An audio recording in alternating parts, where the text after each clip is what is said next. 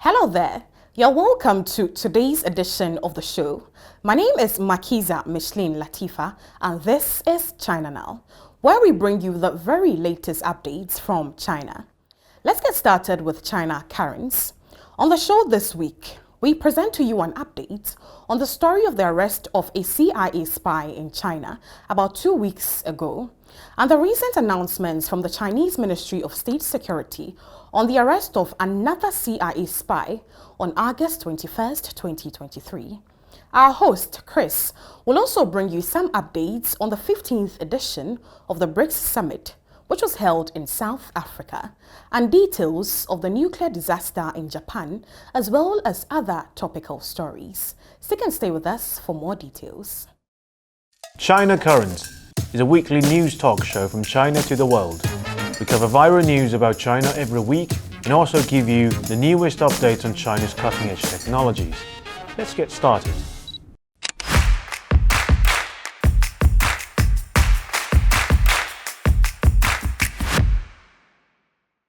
Hi, welcome to China Currents. I'm Kris. 2 weeks ago, we reported that China had arrested a CIA spy. The suspect, whose last name is Zheng, was an employee at a state-owned military corporation. He was lured by the CIA during his stay in Italy and continued to provide critical information to the CIA after he went back to China. We talked about how rare it was for Chinese authority to pinpoint the name of the foreign agency and how China's new anti-espionage law had affected the foreign agency's operation within China. Well, the show is not over yet. On August 21st, Chinese Ministry of State Security announced that they had captured another CIA spy. The suspect, whose last name is Hao, was arrested for spying for the CIA. Hao was a government official at a critical department who had access to classified information. While he was studying in Japan, Hao was approached and recruited by the personnel from CIA. At that time, Hao was only an employee at a non-confidential department. So the CIA persuaded him, using money of course, to apply for a position within core government departments. And Hao signed an espionage agreement with the CIA and went through multiple assessment and training sessions with the Americans. After returning to China, he continued to have secret meetings with the CIA operatives, provided them with intelligence and receiving espionage-related funds in return. China's newly revised anti-espionage law, which came into effect on July 1st, urged to fight a people's war against foreign spying agencies. In order to safeguard national security, any citizen or organization that discovers espionage activities should promptly report them to the National Security Agency. It will be quite interesting if we compare the two spies. In terms of similarities, both of them were recruited while studying abroad. This is actually a pretty good sign to national security, isn't it? Meaning it is hard for foreign agencies to recruit within the Chinese border. Good work, boys. As for differences, the spy arrested this time, Mr. Hao, was actually trained by the CIA after agreeing to become a spy. On the contrary, the first guy had never gone through the entire CIA curriculum for spying. This is a problem because our new guy was working at a much more critical government body, while the first guy was only an employee at a state-owned military company. But seriously, since all of you will eventually get into that cell, what difference does it make? Well, these spying cases also help netizens to understand a protocol for civil servants. Traditionally, once someone gets a job as a civil servant, he or she needs to hand in the passport. Civil servants, especially the ones who work at crucial departments and those who make it to cadres, will go through a strict procedure before going abroad. People used to consider protocol as redundant and unnecessary, but as the Ministry of State Security began to review all their spy cases, netizens have expressed their understanding towards the policy. Next up, on August 19th, the Eastern Theater Command of the People's Liberation Army announced that it had organized joint sea and air combat readiness patrols around the Taiwan island, conducting joint exercises involving naval and aerial forces.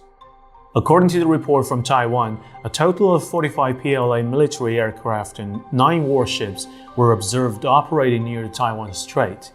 Among the 45 aircrafts, 27 crossed the so-called middle line. Notably, the Eastern Theater Command also released a video of the exercise. Undoubtedly, the aim is to demonstrate the joint combat capabilities of the theater's forces, sending a strong warning to both separatists and foreign countries that engaged in provocations and collusion. The military exercise is a reaction to Lai Ching-te's earlier visit to the United States. Lai, a politician affiliated with Taiwan's Democratic Progressive Party, arrived in New York for so-called transit on August 12th. Lai used his brief transit in New York to garner support for his separatist agenda from the United States. Meanwhile, China's Taiwan Affairs Office also started its investigation into trade barriers set by Taiwan Island, which probably will lead to an end of the ECFA, the trade agreement between the mainland and the island. On August 21st, China's General Administration of Customs suspended importing Taiwan's mangoes. According to the official announcement, citrus mealybugs have been found on mangoes from the Taiwan island in recent inspections. The suspension is made to prevent further damage to the mainland's agricultural production. On Chinese internet, many consider the suspension as a warning to the Taiwan separatists. Next up, let's take a look at the Brics. On August 21st, Chinese President Xi Jinping left Beijing for the 15th Brics Summit in Johannesburg, South Africa. A total of 69 countries, including all of the African countries, have been invited to the summit. The Chinese president previously visited South Africa in 2018 as he sought to enhance China's diplomatic and economic ties with Africa. BRICS is an acronym for the developing countries of Brazil, Russia, India, China, and South Africa. The BRICS countries represent 43% of world's population, 16% of the world's trade, and a larger share of the world's GDP than that of the G7. Most of the netizens in Chinese social media expressed their expectations for 2023 summit and hope that more strong economic measures will be proposed to boost the economy. On August 24th, the BRICS agreed to admit Iran, Saudi Arabia, the UAE, Argentina, Egypt, and Ethiopia to the organization, marking the second expansion in the organization's history. The group was originally formed in 2009 by Brazil, Russia, India, and China. South Africa was added in 2010. Chinese President Xi Jinping called the expansion historic and said it will bring vigor to the group. Chinese netizens expect BRICS to play a role in resolving national and regional disputes, and the admission of new members could guarantee China's stability in accessing oil resources. Next up, let's focus on the nuclear disaster in Japan. On August 22nd, Japan declared its intention to commence the release of nuclear-contaminated water from the devastated Fukushima nuclear power plant into the Pacific Ocean. In response to these announcements, China expressed vehement opposition, labeling the act as extremely selfish and irresponsible. Vice Foreign Minister Sun Weidong summoned Hideo Tarumi, the Japanese ambassador to China, to formally express China's concerns and objections regarding this decision. Sun emphasized that Japan's decision blatantly disregards the firm opposition of the global community. He further warned that if Japan persists with the discharges, China will take all necessary measures to safeguard the ocean, ensure food safety, and protect the health and well-being of our citizens. During a regular news briefing in Beijing, Foreign Ministry spokesman Wang Wenbin reiterated China's concerns, urging Japan to rectify its decisions, engage in sincere communication with neighboring countries, responsibly handle the contaminated water, and accept stringent international oversight. In a related development, John Lee Ka-chiu, the chief executive of China's Hong Kong Special Administrative Region, announced an immediate ban on importing Japanese seafood products. The Macau Special Administrative Region also declared a ban on importing live and fresh food products from the 10 Japanese prefectures and regions effective from Thursday. Following the two SARs, on August 24th, 2 hours after Japan began to dump nuclear wastewater into the Pacific Ocean, China's General Administration of Customs announced the suspension of all seafood imports from Japan. The agency said the measures aim to prevent radioactive contaminated Japanese seafood from entering China and protect the life and health of the Chinese people. Chinese customs will strengthen supervision of food imports from Japan. Previously, China had banned seafood imports from 10 prefectures in Japan, including Fukushima and Tokyo, but allowed imports from other prefectures if they passed radioactive testing. The latest import ban now encompasses all of Japan. Next up, on August 22nd, the Chinese ambassador to Myanmar, Chen Hai, met with the Thai and Lao ambassadors to the country to discuss and coordinate efforts in tackling local gambling, telecom fraud, and trafficking in the border region. The urgency of these collaborations stems from the increasing prevalence of telecom frauds, particularly those originating from northern Myanmar. Furthermore, the region near Myanmar's border has become a hotspot for human traffickers who deceive unemployed youth with promises of lucrative overseas jobs and poses a serious threat to the lives and property of the peoples in neighboring countries. The embassies of the three countries in Myanmar have expressed great concern and are continuously working on addressing this issue. The embassies are fully coordinating with Myanmar authorities to conduct search and rescue operations and assist in intensifying efforts to combat gambling and fraud syndicates. The challenge now is to ensure that this region does not continue to serve as a safe haven for criminals. Next up, on the morning of August 22nd, North Korea's air corridor landed its first international commercial flight in Beijing, marking the country's reopen after 3 years since the COVID pandemic. The flight was set to take off a day before but was cancelled at the last minute, and a fluctuation was regarded as a sign of indecisiveness. Discussion on China's internet focused on what has made up Kim Jong-un's mind. Some connect this to the recent Typhoon Kanon, which passed through the entire Korean peninsula. Storms and floods ravaging the land might have proven detrimental to North Korea's food production, forcing the country to call for a helping hand, especially from China. Others associate this with the military alliance between China and DPRK, which just consolidated as DPRK commemorated the 70th anniversary of the Korean War armistice in high profile. By reopening its border, North Korea seeks to increase its defense tie with China against more aggressive US force in Korean Peninsula. Well, that's all for today. Thank you for watching this episode of China Currents. If you have any thoughts and comments about our show, please reach us at the email address below. Kris, looking forward to hearing from you and see you next time. Thanks, Kris.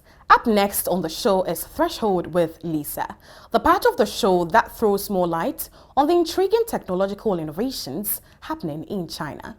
Today, we'll talk about simulating the spread of Japan's nuclear-contaminated water flow, how AI is revolutionizing weather forecasting, and Asia's newly discovered 100-meter trees known as staring titans. And then finally, Lisa will tell you all about how Chinese scientists have successfully converted carbon dioxide into sugar.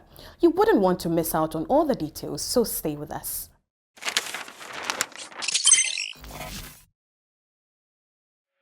Hi, I'm Lisa and this is Threshold in China. Today we are going to share some exciting tech innovations and announcements that happened in China last week.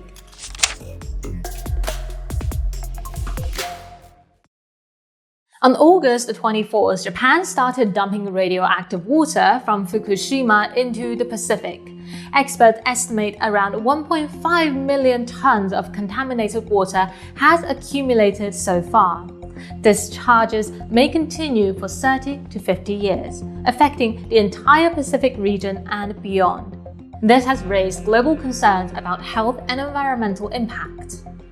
The stimulation results revealed just how close the Fukushima's contaminated water is to us. Radioactive material would appear off China's coast about 240 days after being discharged. They would then spread down China's southeast shores, reaching the US and Canadian west coast in around 3 years, with some appearing along the north coast of Australia, covering almost the whole North Pacific. The radioactive materials will then rapidly spread southward along the Americas, carried by the equatorial current, while also transferring into the Indian Ocean via northern Australian waters. With levels building up over time, eventually concentrations would be higher along North America's shores compared to the most of coastal East Asia. To present a clearer comparison, researchers selected 3 coastal cities, Miyazaki in Japan, Shanghai in China, and San Diego in the United States, and graphed the tritium concentration changes in nearby waters. Notably, although contaminants arrived latest in San Diego, the stable concentration levels there eventually exceed those in Miyazaki. Around 4,000 days after discharge begins, contaminant concentrations near San Diego are already higher than most of East Asia's coastal regions, roughly 3 times Miyazaki's level and 40 times Shanghai's level. The reason for this phenomenon is that strong ocean currents near Japan carry most contaminants eastward across the Pacific rather than southward along the Asian coastline. Although Japan has claimed to the public that the issue is only regarding tritium, many scientists worldwide share the consensus that the contaminated water contains up to 64 types of radioactive elements, over 70% above safety limits, which are difficult to fully process with current technologies. Back in May, the plant-operated Tokyo Electric Power Company found that black rockfish have 18,000 becquerels per kilogram of cesium-137, with 180 times over the legal limit. They also confirmed that a total of 44 fish with cesium levels above 100 becquerels per kilogram had been found in the Fukuyama's plant port between May 2022 and May 2023. The effect could be long-term. As we have mentioned previously, this charge may continue for 30 to 50 years. The accumulation of radioactive materials over such a long time is uncertain. China and Russia has suggested an alternative plan for Japan to consider, which is evaporative mission. That refers to the method of evaporating contaminated water with radioactive tritium and releasing it into the air. They argue aerial emission would have less regional impact and monitoring methods are technically mature. However, Japan rejected this proposal mainly based on the higher cost of evaporative missions. The first batch of 7,800 tons of radioactive contaminated water is currently being discharged into the ocean, a process that will continue for 17 days. We will keep following this developing story, and in our next episode, we will provide an in-depth analysis on the consequences of Japan's way of disposing the Fukuyama's contaminated water and to what extent it will affect each of us.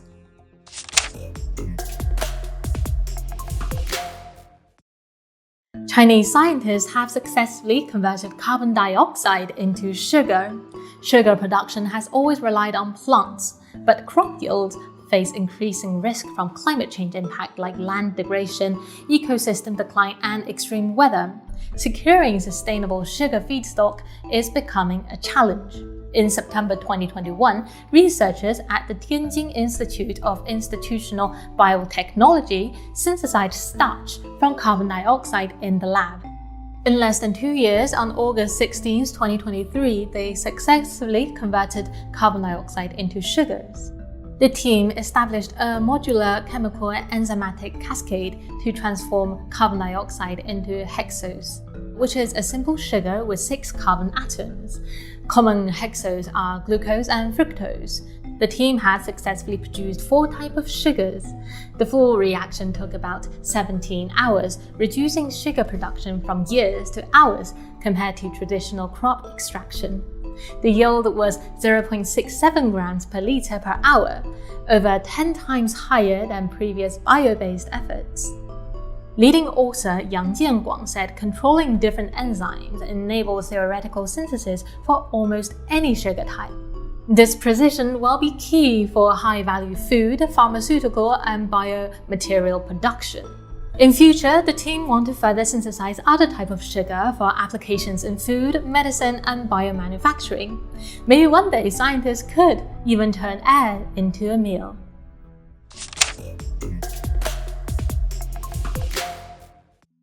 This past July may go down as one of the hottest months ever recorded, potentially in 120,000 years.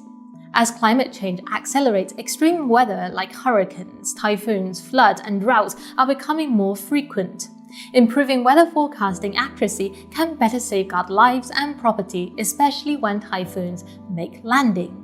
Study shows reducing the 24-hour typhoon pass prediction error by just 1 kilometer decreases direct economic losses by around 97 million yuan.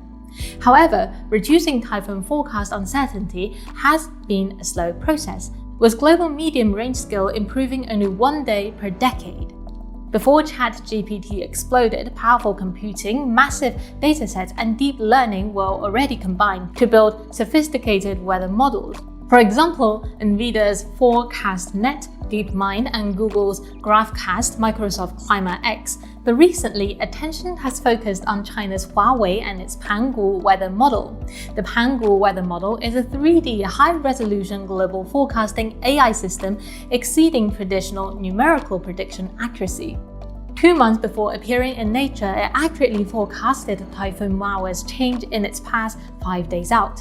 By training deep neural networks on 43 years of global data, Pangu surpassed legacy method in both precision and speed. Previously, stimulating a typhoon's 10-day path took 5 hours across 3,000 servers. Now, with the pre-trained Pangu and AI inference, more accurate forecasts take just 10 seconds in one server and GPU. With immense computing power, Pangu can predict the hourly or the week's global weather in seconds, and it is 10,000 times faster than before. The key innovation is its 3D Earth-specific transformer tailored to graphic coordinates for processing complex 3D weather data.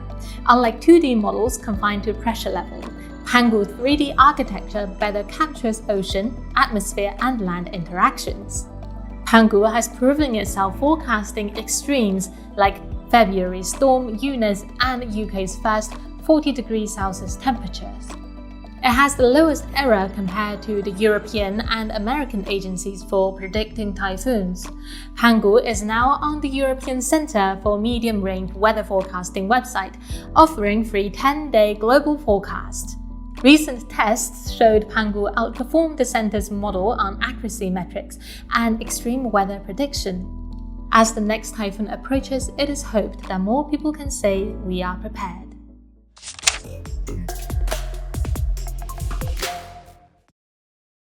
This tree is the tallest tree newly found in Asia, the Tibetan Cypress 1, at 101.2 meters tall.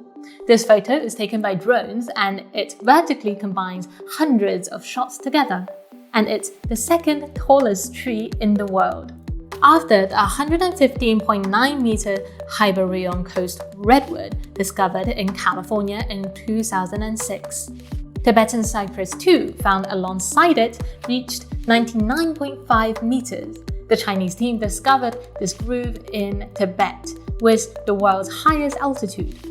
Over 260 trees exceeded 80 meters, with 25 surpassing 90 meters in this biodiversity hotspot.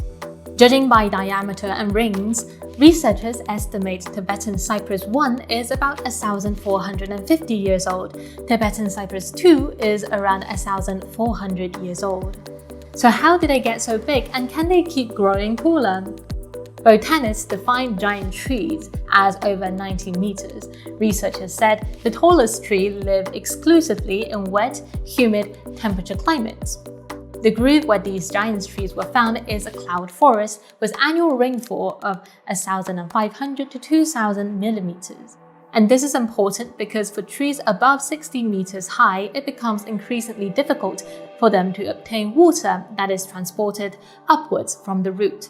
So it relies on the moisture that branches and leaves directly obtain from fog and rain.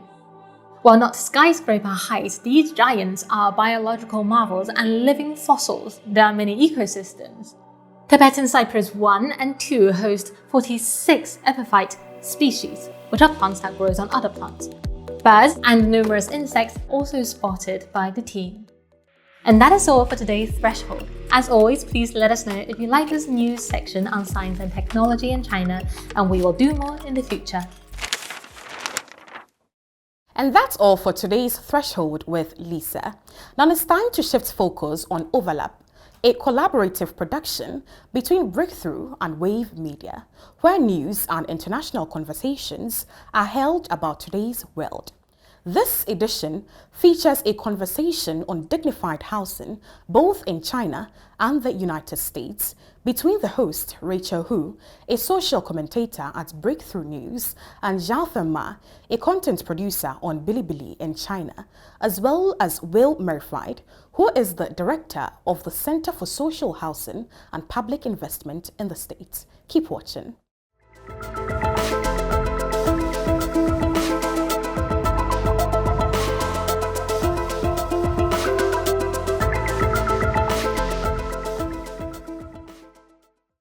Welcome to Overlap, brought to you by Breakthrough News and Wave Media. My name is Rachel Hu. I'm happy to be joined today by Xiaofen Ma, a content producer on Bilibili, as well as Will Merrifield, the director of the Center for Social Housing and Public Investment. Welcome to the show. Thanks for having me. Hello, nice to meet you. Nice to meet you. Great to have you both on. So I want to get started in this conversation with opening up about the question of homelessness, which I think is really interesting. Today we're going to talk all about the ways that housing exists in China and the way that housing exists in the US. And I think as the US is in the midst of a housing crisis, there is a lot for us to dive into. So Will, I'd love to hear from your perspective. What is the systemic issue of homelessness in the US? What causes homelessness? And generally, what are people in the United States feeling about the impending housing crisis that continues to loom? Yeah, I mean, it's a big question. In the United States, there's about 582,000 people that are experiencing homelessness right now.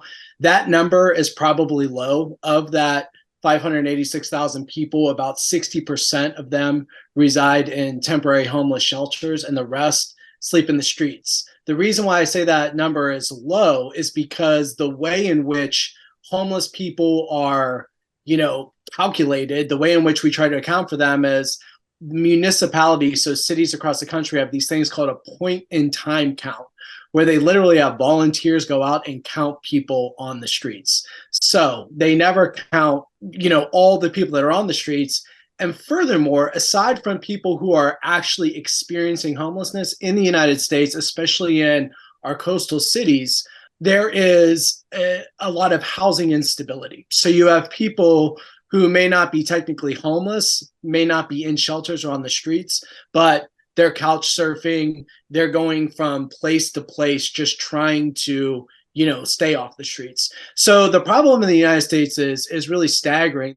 I mean, in the last few years alone in the United States, the situation has been deteriorating. I mean, I can just tell you on a personal level, I work in Midtown, I work in Manhattan, and the homelessness issue has certainly gotten significantly worse. People are struggling. People are just on the streets with nowhere to go.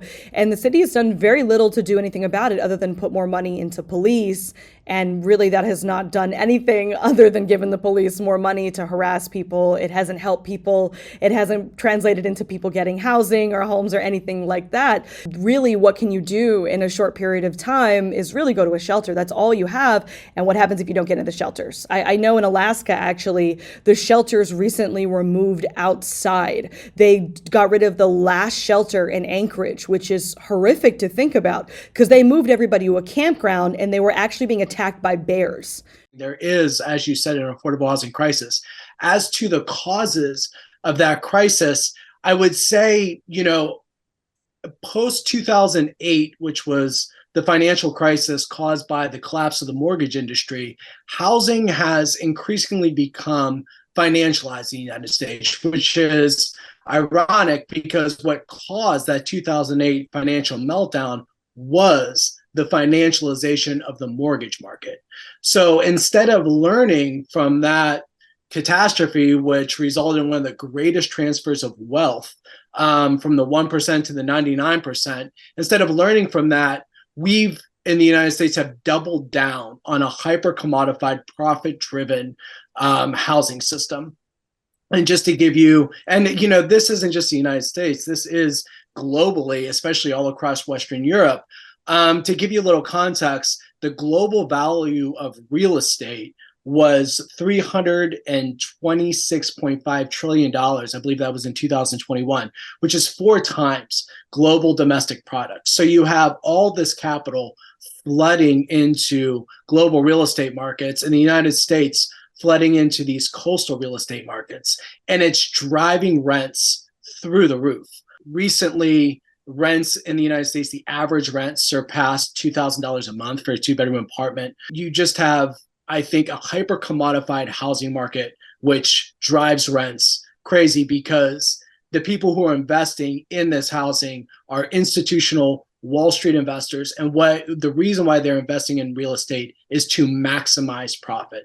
So what gets built in the United States is things that are extremely expensive and is not rationally related to what is needed from workers on the ground. So you have luxury apartments being built in a place like Washington, D.C., which is going through a huge affordable housing crisis. We're publicly subsidizing the building of these luxury apartments, and we're not building housing that people really need. We're actually tearing down the affordable housing and privatizing our public housing stock to cater to these global investors who want to invest in very expensive housing. Certainly will. I mean, I'll say this about the U.S., which I think is an important point too, which is that a lot of these landlords who own luxury housing, they warehouse it. I mean, not just luxury housing, public housing, affordable housing, rent stabilized complexes here in New York are warehoused by landlords, meaning that 88,000 different units here in New York, literally that are rent stabilized and affordable, are taken off the market on purpose. So that way landlords can make more profit. And that's, I think, a microcosm a little bit of the system that we have. Even if there is something affordable, it's really not in people's hands whatsoever. So a lot of people definitely fear deeply homelessness as the crisis deepens, which is certainly an issue here. But Xiaofeng, I wanted to ask you about homelessness in China. I'm really curious to know, is homelessness an everyday experience for people in China? Do you see a lot of homeless people in China? And what is the government doing to alleviate homelessness or help with the issue? To be honest, I was shocked the first time I saw so many homeless people in the US online. I mean, in today's China, it's not usual to see homeless individuals, but it doesn't mean that they don't exist. Based on my personal observation, the number of homeless individuals in Chinese cities is relatively low. In current China, homeless people refer to those who don't have a fixed abode, who cannot rely on their relatives or friends in the big cities, and difficult to ensure their basic food supply and accommodation. It's not like the peasants who lost their lands in ancient agricultural societies. They have different problems. The homeless issue in China was largely attributed to the urbanization since the 21st century. And these people could be divided into different categories. Some have mental illness or physical disabilities, usually caused by tragic accidents, and it changed the life of whole family. Apart from this, the homeless population is mainly made by another group, which is migrant workers who left their homes to earn money in the cities. When I say migrant workers, I mean domestic immigrants. It means people from less developed regions moving to more advanced places. Yeah, it's very interesting. I mean, one of the things that I'm curious about in China, to go a little deeper into, Xiaofeng, is this idea of migrants coming from the countryside into the city. Because that's a thing that happens in the US. I know it doesn't happen to the extent that it happens in China. So I'd love for you to share more about this, because I know people in China back home in like the small countryside often own land or have family land. So I'd love for you to elaborate on this. Yes. China has been an agricultural society for thousands of years.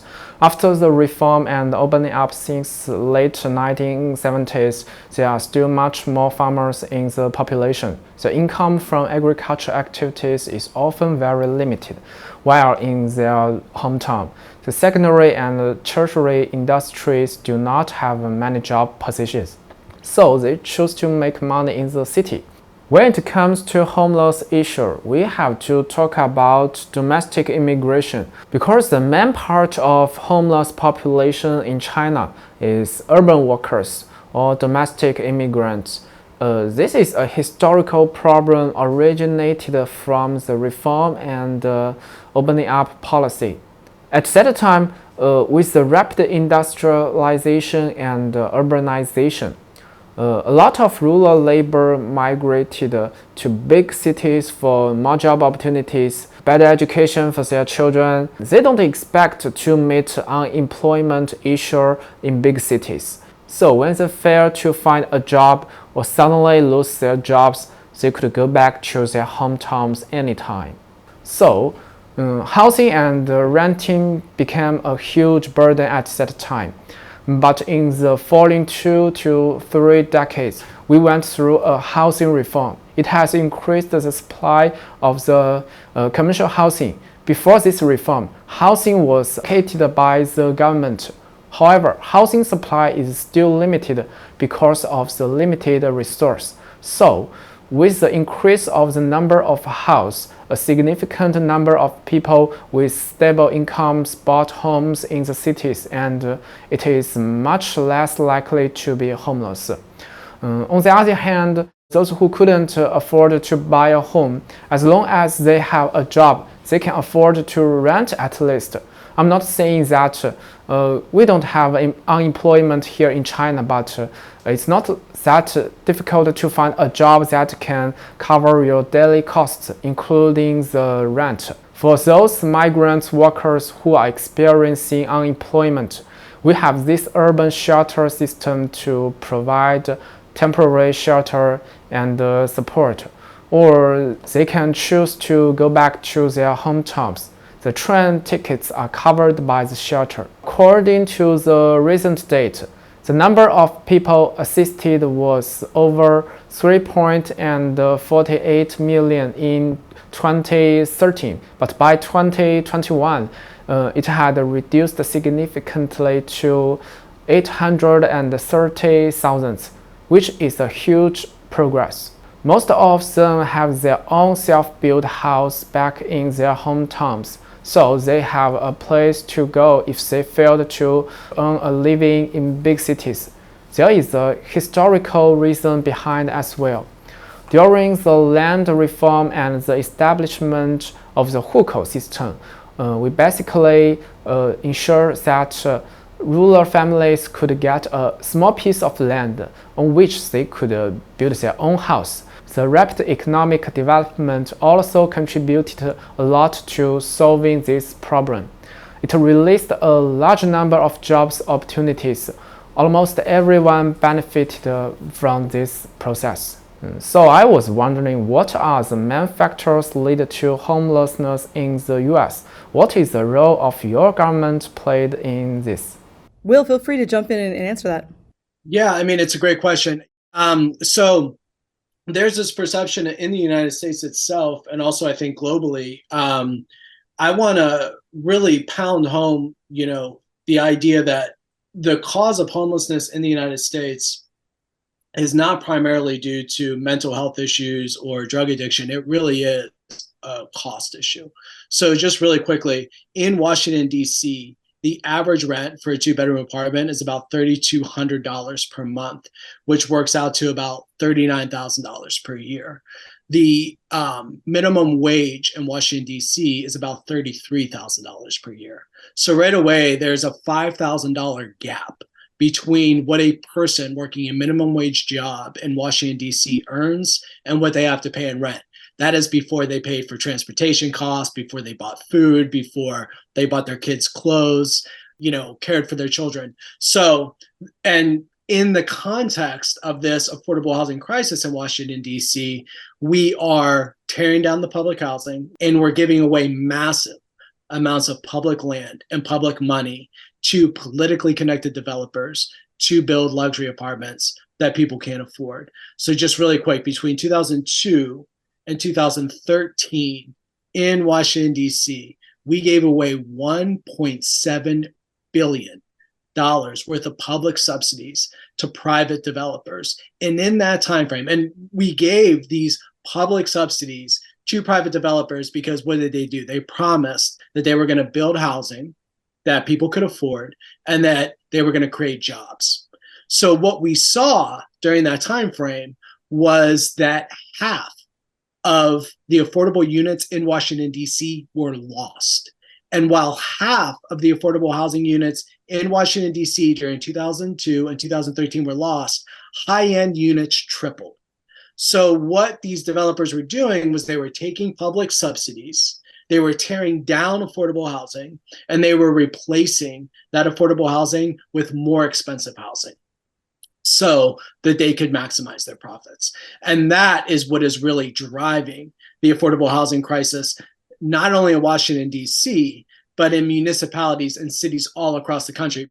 Will, I really appreciate that. I think that's an important point. But I'd love for you to talk a little bit more, Will, about the situation for home ownership. Because I think one of the things that's really important about the market right now in the US is that especially young people really look at the future and say, I don't think I could ever own a home, which was always a big, sold as a big part of the American dream, that you can own your own home, you can have your own backyard, white picket fence. And that's really not the situation now, especially for young people and millennials who are now pushing 40, who will not be able to own their own homes. So I'd love for you to speak on this experience and this situation and kind of the outlook for what a lot of people feel for the future. Yeah, sure. I mean, home ownership is, like you said, Rachel, it's out of reach for a lot of young people in the United States. In the United States, debt, our economy is built a lot on debt. So a lot of students are graduating college in obscene amounts of debt. If you want to get a degree beyond a 4-year university degree, then you get into more debt. So it's a debt trap because we're told that you have to continue your schooling in order to get a job, that you can earn enough money to buy a house. However, the longer you stay in school, the more debt you accumulate. On top of that, as we've been talking about, the commodification of the housing market has driven not only rental costs, but housing costs, home purchase costs through the roof. In Washington, D.C., the nation's capital, the median home value just surpassed $1 million. So think about, and I will say that the median income in the United States, I believe, is about $44,000. So just think about that. There is very little space for people to be able to, afford homes in this market. And what does that do? It drives more people into the rental market. And what does that do? It drives up housing costs. So you can see that the system in the United States is, it feeds into itself. And the people that are benefiting from all these different things that we're talking about is Wall Street, is the big banks, because they own these assets and they are, they're getting rent from us and we're not able to purchase, we're not able to own. That's the situation in the United States. And I think that it's important to complicate that question of homelessness. So Xiaofeng, I'd love to hear your thoughts on some of this and learning more about the housing crisis in the US. I have an impression that the big companies, big capitalists are highly controlled by the US government. For example, you have very strict anti-monopoly laws, but what you just said made me feel that the Wall Street could basically do whatever they want. It seems that they could push up the house price unlimitedly. In China, when talking about the housing problem, usually it refers to purchasing an apartment rather than renting one. Because here in China, as long as you have a job, no matter how much you earn, at least you could find a shelter. That's the main difference between the US and China. For Chinese people, the pressure is mainly from actually buying a house for ourselves. Although we don't have that much homeless population, we are still on the way to solve the housing problem. Although the housing reform has largely increased the supply of commodity housing, it also caused some housing problems. For example, the pricing of housing was pushed up and up and up. Under the Chinese culture, newly married couples must own an apartment. So you could imagine how much pressure is on young people nowadays. In order to purchase a home for the new couple, at least 6 pockets would be empty in Chinese family, including the pocket of the bride, the groom, and both of their big families. When it comes to housing price control, it's a bit complicated here in China.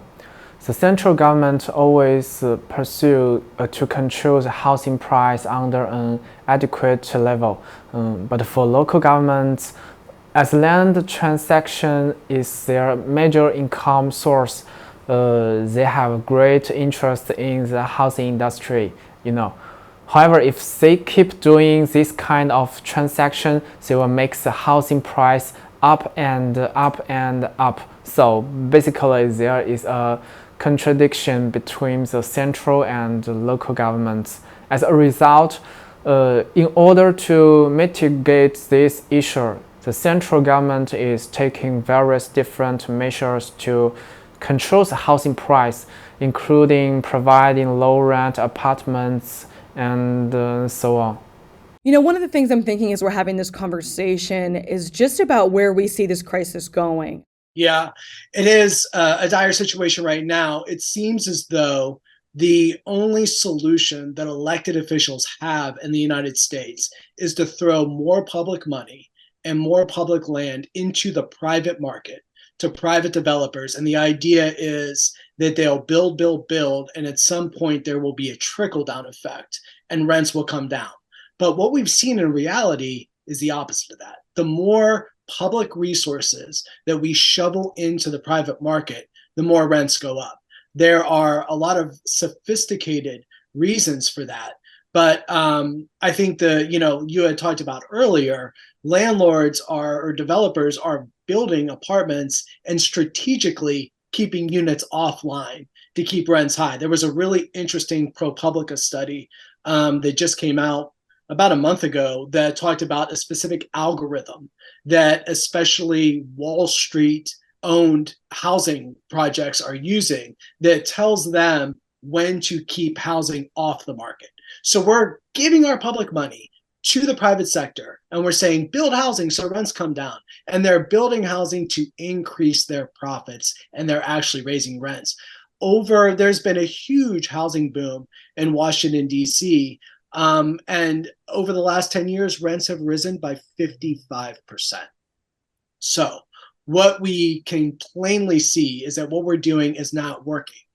However, there are movements across the country. People are fighting back.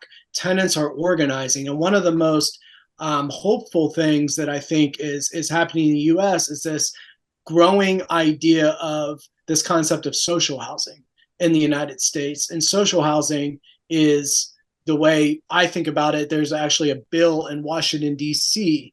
right now that calls for the building of municipally owned mixed income housing that is self-sustaining and pays for itself.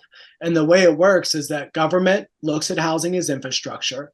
It builds housing, unlike traditional public housing where it was only very impoverished people that were able to live in it.